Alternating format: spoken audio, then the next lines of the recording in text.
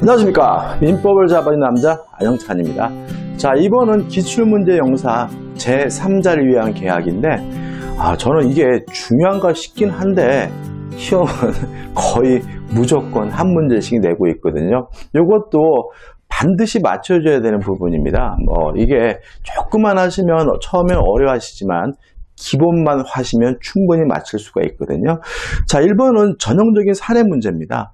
매된 갑과 매수인들이 계약을 하면서 그 대금을 병에게 지급하기로 하는 제3자를 위한 계약을 체결하였다. 다음 설명 중 틀린 거죠. 그러면 갑과 을이 만나서 매매 계약을 하면서 요 을이 병에게 직접 대금을 지급했다. 우리가 항상 공부하면서 가장 많이 보게 된 사례 문제가 되는 거죠. 요 갑을 우리가 요약자, 을을 낙약자, 병은 수익자 또는 제3자라고 하는 거죠. 1번. 을은 갑의 병에 대한 항변. 그러면 갑과 병에 대한 관계인데 이걸 우리가 뭐라 그러죠? 대가 관계라고 하고, 대가 관계는 수익 관계에 아무런 영향을 주지 않습니다. 따라서 을은 갑의 병에 대한 항변으로 병에게 대항할 수 있다. X고요. 답은 1번이 되는 거죠. 그래서 이 문제 핵심은 결국 뭐냐면 요 갑의 병에 대한 항변 요것이 누구와 누구 간의 문제냐, 이것이 보상관계가 아니라 대가관계라는 것만 파악하신다면 충분히 답을 찾을 수가 있는 거죠.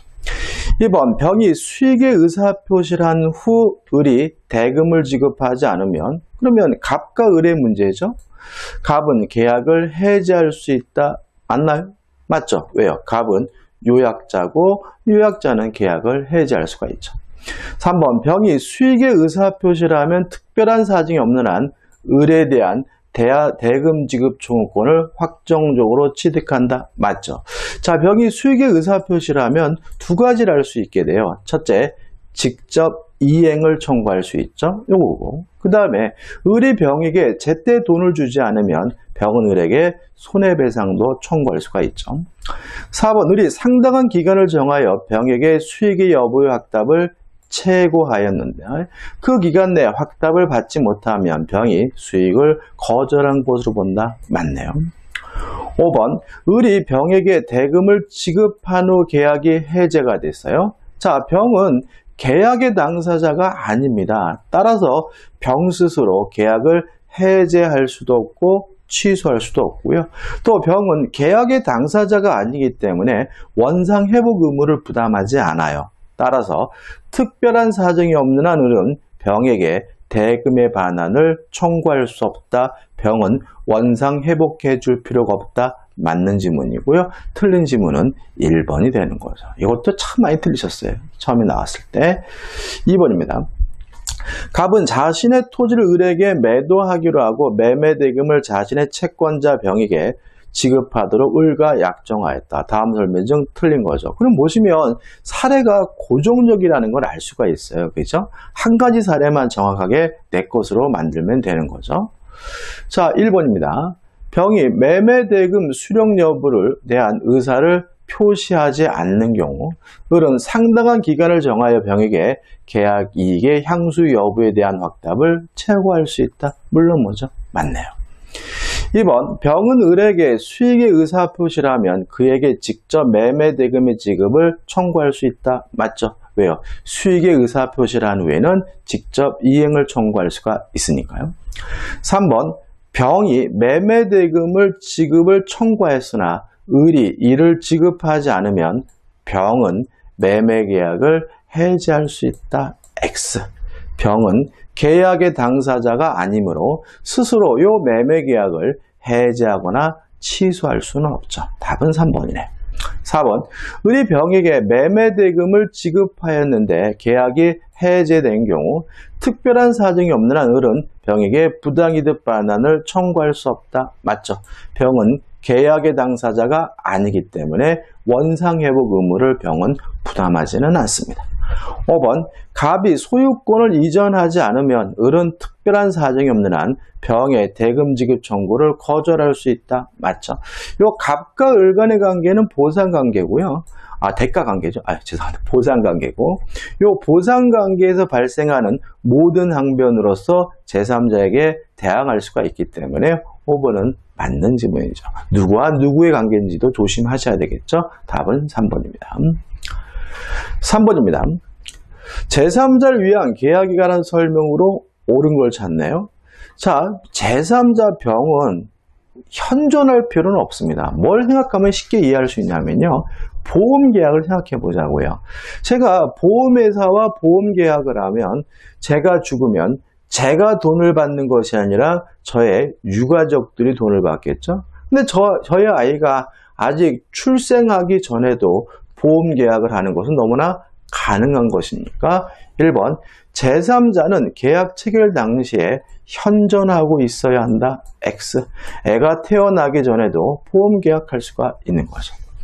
2번 자, 수익자 제3자는 계약의 당사자가 아닙니다. 2번 요약자의 채무불이행 윤리로 제3자는 요약자와 낙약자의 계약을 해지할 수 있다. X가 되는 거죠. 3번 낙약자는 요약자와의 계약이죠. 요 낙약자와 요약자의 관계를 우리가 보상관계라고 하고 보상관계에서 발생하는 모든 항변으로 수익자 제3자에게 대항할 수가 있기 때문에 동시이해 항변으로 제3자에게 대항할 수 없다. X가 되는 거죠. 4번 제3자의 수익의 의사표시 후 특별한 사정이 없는 한 계약 당사자의 합의로 다른 말로 하면 임의적으로 제3자의 권리를 변경시킬 수 없다. 맞는 질문입니다. 다시 말하면 수익의 의사표시를 한 후에는 합의로 임의적으로 갑과 을은 제3자의 권리를 소멸시키거나 변경시킬 수가 없거든요. 4번이 맞는 질문이고 4번이 답이네요. 5번 낙약자가 상당한 기간을 정하여 제3자에게 수익 여부의 확답을 최고하였음에도 그 기간 내에 확답을 받지 못한 때에는 제3자가 수익의 의사표시를 한 곳으로 보는 것이 아니라 수익의 의사표시를 거절한 것으로 보기 때문에 5번은 X죠. 자, 이 문제는 옳은 것을 찾으라는 것이고요. 정답은 4번입니다. 자, 4번 문제입니다. 갑은 자신의 토지를 을에게 매도하면서 그 대금을 을이 갑의 의무 이행과 동시에 병이 지급하기로 약정하였다. 병에게 지급하기로 약정하였다. 죄송합니다. 병은 을에게 수익의 의사표시를 하였다. 그럼 이것도 전형적인 똑같은 사례고 특징은 병이 이미 수익의 의사표시를 하였다는 것이 지문에 나와 있죠. 문제. 틀린 걸 찾습니다. 1번 병은 을의 채무 불이행을 이유로 갑과 을의 매매 계약을 해지할 수 없다. 맞죠? 왜요? 병은 계약의 당사자가 아니니까요. 2번 갑과 을의 매매 계약이 적법하게 취소가 됐어요. 그러면 이 계약은 무효가 되니까 병의 급부 청구권 돈 달라고 뭐 할 수는 없겠어요? 청구할 수 없으니까 병의 급부 청구권은 소멸한다. 맞는 지문이고요. 여기서 좀 조심할 것은 뭐냐면 이때 병은 보호의 대상으로서 제3자가 아니라는 점이죠. 다시 말하면 이 병은 매매 계약할 때부터 이미 포함되어 있는 사람이니까 새롭지 않아요. 따라서 보호의 대상으로서 제3자가 아니기 때문에 선이라 하더라도 보호받지 못하고 선이라 하더라도 돈을 받지 못하게 된다는 거 꼭 기억해 두셔야 됩니다. 2번은 맞는 질문이죠. 3번 갑이 을에게 매매 계약에 따른 이행을 하지 않더라도 을은 특별한 사정이 없는 한 병에게 대금 지급을 거절할 수 없다. X죠. 자, 계속 반복입니다. 갑과 을의 관계는 보상관계. 보상관계에서 발생하는 모든 항변으로 제3자에게 대항할 수가 있기 때문에 거절할 수 없다가 아니라 거절할 수 있다고요. 3번이 틀린 질문이네요. 4번 병이 수익의 의사표시를 한 후에는 특별한 사정이 없는 한 갑과 을의 합의가요. 임의적으로 병의 권리를 소멸시킬 수 없다. 맞죠? 5번 병이 대금을 수령하였으나 매매 계약이 무효예요. 자, 무효면 원상 회복을 해야 되겠죠. 물론 계약의 당사자인 갑과 을이 할 문제고 병은 계약의 당사자가 아니기 때문에 원상 회복 의무를 부담하지 않는다. 따라서 특별한 사정이 없는 한 을은 병에게 대금 반환을 청구할 수 없다. 맞는 질문이죠. 이 5번 같은 질문도 왠지 틀린 것 같다라는 생각을 주게 되는데 꼭 곱씹어 보셔야 되고요. 이 문제의 답은 3번이 됩니다. 5번입니다. 제3자를 위한 계약에 관한 설명으로 틀린 걸 찾네요. 1번 수익자는 계약의 당사자가 아니니까 계약의 해제권 없고 취소권도 없죠. 또 계약의 당사자가 아니니까 원상 회복도 해줄 필요 없고 원상 회복도 청구할 수 없는 거죠. 따라서 해제를 원인으로 한 원상 회복 청구권이 없다. 맞는 질문이죠. 2번 수익의 의사표시란 수익자는 낙약자에게 직접 그 이행을 청구할 수 있다. 맞죠? 3번 낙약자는 요약자와의 계약. 이 낙약자, 요약자의 계약이 뭐죠? 보상관계고 보상관계에서 발생하는 모든 항변으로 수익자에게 대항할 수 있고 주장할 수가 있으니까 항변으로 수익자에게 대항할 수 없다. X가 되네요. 답은 3번이죠. 4번 채무자와 인수인 계약으로 체결된 병전적 채무인수는 제3자를 위한 계약으로 볼 수 있다. 맞아요. 그럼 여기서 병전적 채무인수가 뭐냐? 자, 위에 있는 나오는 이 사례들이 다 뭐예요? 병전적 채무인수거든요. 다시 말하면 지금 갑이 병에게 돈을 줘야 될 뭐가 있어요? 채무가 있는데 을이 대금을 병에게 직접 지급하기로 했다는 말은 갑의 채무를 을이 인수했다는 얘기고요. 또 만약에 을이 병에게 돈을 안 주면 병은 여전히 갑에게도 채무 이행을 해달라고 청구할 수 있으니까 을이 갑의 채무를 인수했더라도 갑의 채무는 뭐 되지 않아요? 소멸되지 않죠. 이게 뭐예요? 병전적 채무인수죠. 그래서 우리가 제3자를 위한 계약에서 공부하는 그 얘들이 다 뭐죠? 병전적 채무인수고 병전적 채무인수가 전형적인 뭐가 되는 거죠? 제3자를 위한 계약이니까 5번에 4번은 물론 맞는 질문이죠. 5번 계약 당사자가 제3자에 대한 가진 채권에 관하여 그 채무를 면제하는 계약.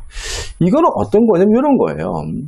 지금 갑이 병에게 받을 돈이 있어요. 예를 들어서 300만 원 있다. 근데 둘이 친구 사이인데 어느 날 또 다른 친구인 을과 만나가지고 소주 한잔 하면서 을이 갑한테 그러는 거죠. 야, 너 꼭 그 병한테 돈 받아야 되겠어?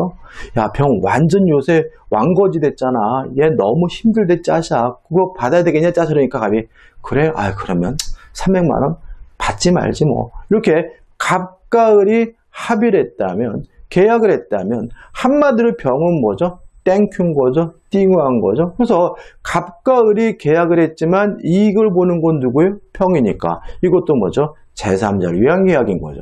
5번 다시 한번 볼까요? 계약 당사자가 제3자에 대하여 가진 채권에 관하여 그 채무를 면제하는 계약도 제3자를 위한 계약에 준하는 것으로서 유효하다. 맞는 지문이고요. 이 문제의 답은 3번이 되네요. 6번입니다. 제3자를 위한 계약에 관한 설명으로 틀린 것은 이 마지막 문제죠. 1번 제3자가 하는 수익의 의사표시 상대방은 돈 줄 사람이 누구죠? 낙약자겠죠? 맞네요. 2번 낙약자는 기본관계. 참 이것도 용어도 좀 통일해야 되는데 이 기본관계가 결국 뭐냐면 요약자와 낙약자 보상관계를 의미하거든요. 그러면 요약자, 낙약자의 관계에서 발생하는 모든 항변으로 수익자에게 대항할 수가 있기 때문에 기본관계에 기한 항변으로 제3자에게 대항할 수 없다. X고요. 답은 뭐죠? 1번, 2번이 되는 거죠. 3번 낙약자의 채무불이행이 있으면 요약자는 수익자의 동의 없이 계약을 해지할 수 있다. 물론 맞아요. 4번 수익자는 계약의 해제 원인으로 한 원상 회복 청구권이 없다. 맞아요. 왜요? 수익자는 계약의 당사자가 아니니까요. 5번 수익자는 요약자의 제한 능력을 이유로 계약을 취소하지 못한다. 맞아요. 왜냐하면 수익자는 계약의 당사자가 아니기 때문에 해제할 수도 없고 뭐 할 수도 없어요? 취소할 수도 없는 거죠. 답은 뭐죠? 2번이죠. 이게 작년도 문제죠. 보통 이 정도 수준에서 문제가 나오기 때문에 솔직히 이 6개 문제만 정확하게 확실하게 내꼬서 이해한다면 충분히 어떤 문제도 다 맞출 수 있어요. 자, 이번 영상 여기까지고요. 도움이 되셨다면 구독, 좋아요 부탁드리겠습니다. 고맙습니다.